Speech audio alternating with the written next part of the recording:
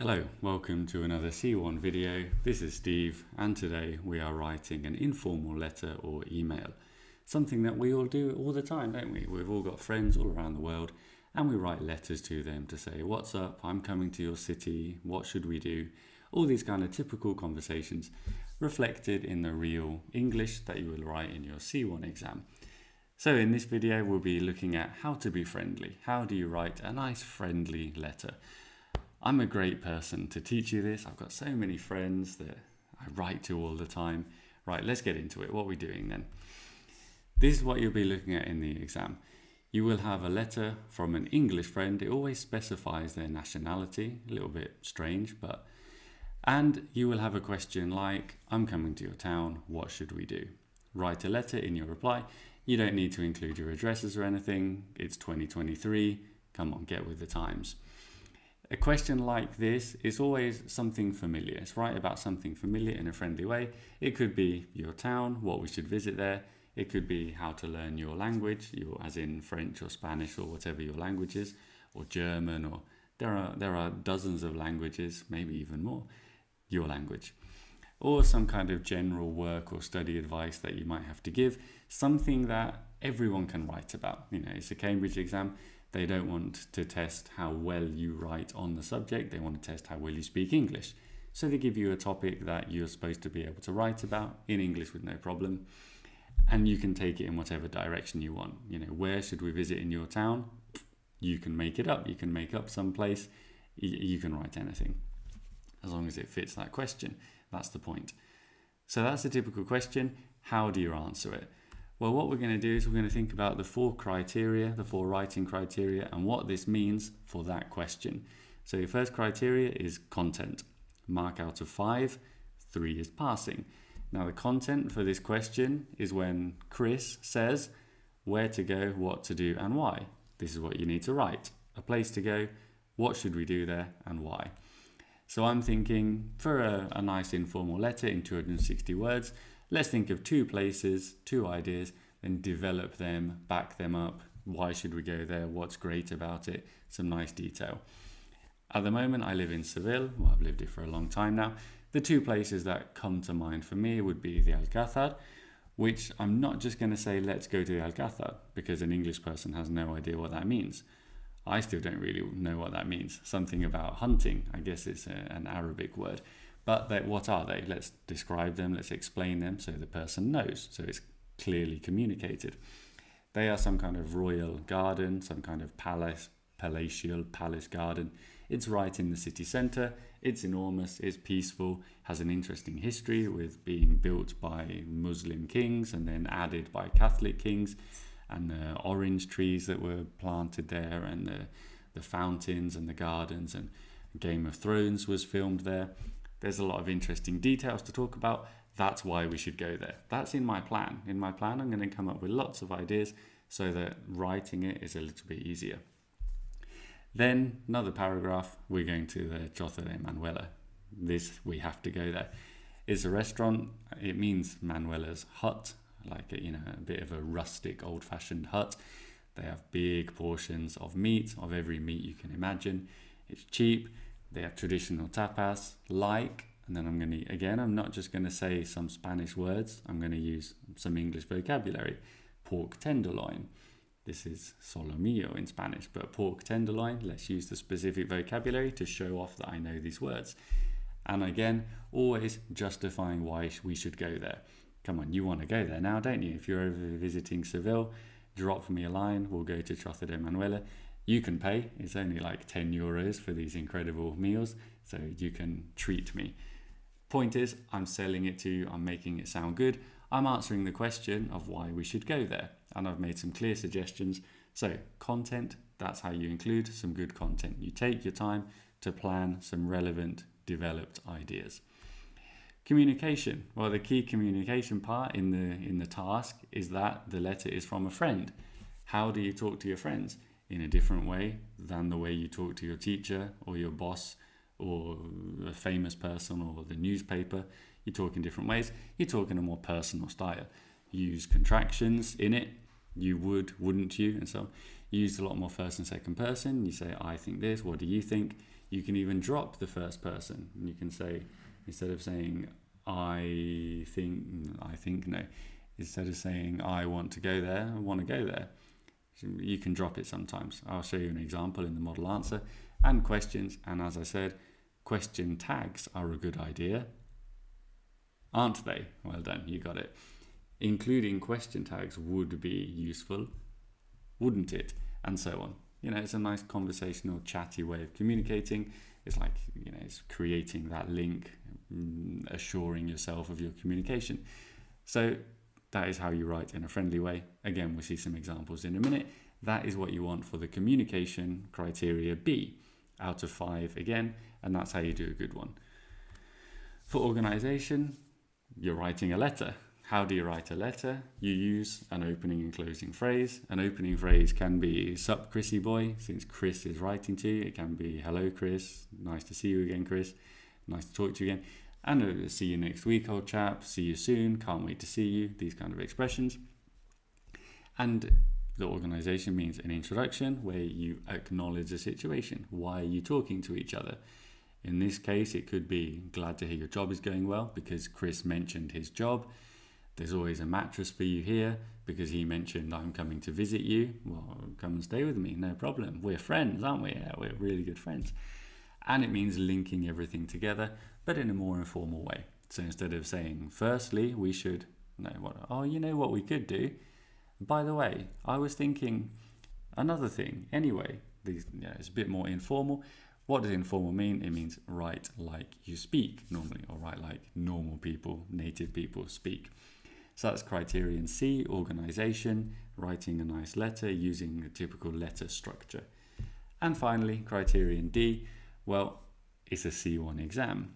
This is the same in all criteria. It means being ambitious, so using some phrases that maybe you didn't learn in your typical primary school English class. It means being accurate, as possible, as accurate as you can with your grammar. Varied to show a range of vocabulary. And since we're in a letter, maybe you can drop in a few little touches of informal English. Some slang words, like instead of it's good, it's awesome. Instead of I don't like it, it sucks. Instead of let's spend some time together, let's hang out, let's chill. All these kind of expressions. Always difficult to teach these because to me they sound okay, but to an English teenager now, they probably sound like an ancient history person, like a caveman speaking. But to me they sound okay. This is the kind of thing that people would say, in an informal way. So there's a little bit of slang. The whole thing shouldn't be slang, but just if you can drop in a couple of examples, the examiner will notice and they'll bump you up and say, oh, this person knows how to write an informal, a personal letter. And the same for phrasal verbs. Phrasal verbs, we use them in spoken language. This is an informal letter, write like you would speak. We use more phrasal verbs and less Latin-based words, less science-based words.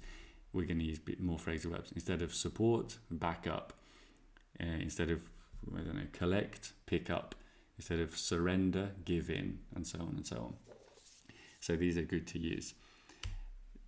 To practice these, because this is quite difficult to practice these, I've given you a very nice list here, a personally curated list that I spent literally minutes finding online and putting on this presentation. Use them. How would you use them in a sentence? See if you actually know how to use them. Pick 5 that you think you maybe half understand. Use them in a sentence. Look it up. What do they mean? Word reference, dictionary, see them being used and so on. Try and use them to show that you understand how to use them. Right, that's the theory then, because that's criterion D, language. That's the 4 criteria we've looked at. How do we apply these to a real sample? Let's look at a model answer and what makes it good by the different criteria. So here's our task. An email from an American friend this time. Oh, they're American. Well done on the new job. You wanted to work in the US. Tell me about it. How can I help settling in? We'll meet up when you're here. See you soon, Randy. So you're writing a letter to your American friend because you got a job in America. Well done. You got to imagine your situation a little bit. You are going to America and you're writing to your American friend who is going to welcome you to America. So put yourself in the situation and spend some time writing a good plan. Like I say in every writing video, half the battle is writing a good plan. So take 5, 10, 15 minutes to make a good plan. Here's what I would consider a good plan for a question like this. In the introduction, we're going to acknowledge the fact that he said, well done on the new job. And we're going to give some details about the situation of coming to America and what he said. So we're like acknowledging the task and saying, yes, I did want to work in the US, or I'm looking forward to it, this kind of thing. Then what's the actual content we need to say? Well, if we look at the question, he says, tell me all about it. We need to describe the job. And my idea is, we've got a contract building a bridge. Me. I did all the work. You stay out of this. I'm an engineer, a very intelligent, important, structural, civil engineer, and I'm building a big bridge. And I'm going to make it very strong and very big. I know, that's just the first thing that came to my mind, but that's what the question wants. We'll talk about it, okay? Then I need to say how he can help me, advice about life. So maybe I think, well, if I'm going to live in America, I want to know a good neighborhood where I can live in the city. We will say what city, by the way. If you're moving to a city, you say what city. You'll see that in the answer. Places to eat, for example. And then anything else that occurs to me on those kind of lines. Then we have to suggest meeting. This is going to be a bit of a shorter one, but he should tell me. Randy's going to tell me. He's the one that lives in the city, in Austin, I've decided. So he should tell me. That's my idea. And then closing phrase, can't wait to see you. A typical closing phrase that I've learned for this exam. There's what it looks like. Pause the video and read it. It's very good. Okay, you've read it. Now here is your activity. What makes this a good answer? So everything we talked about in the criteria, the 4 criteria, A, B, C, D, they are in this letter. This is what makes it a good letter. We can see, for example, that we have lots of contractions.